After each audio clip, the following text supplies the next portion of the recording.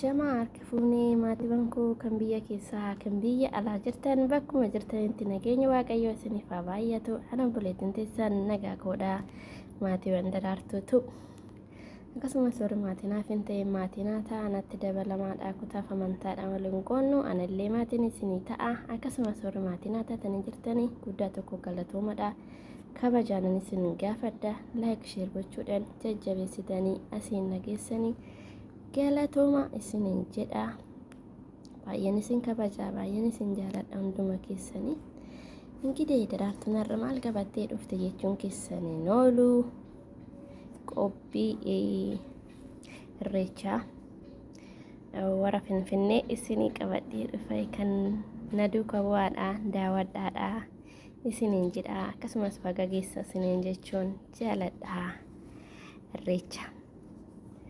Hundumti keessanuu baga geessanii isiniin jedha. Karaa viidiyoo kootti isin dabarsa jechuudha, daawwadhaadha.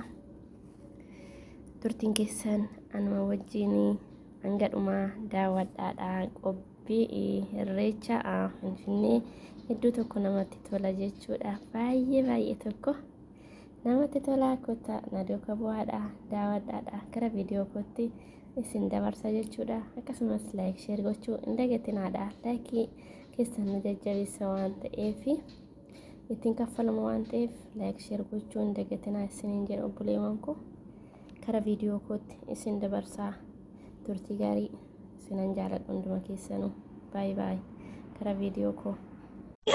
Finfinne buuna bishooftuu deemna gadaan koo dhufe karaa naafanii yaa'e sabni koo haa inaafanii dachee Finfinnee gaayyootti Finfinnee Oromoo waaqa tokkicha beenaan deemnaan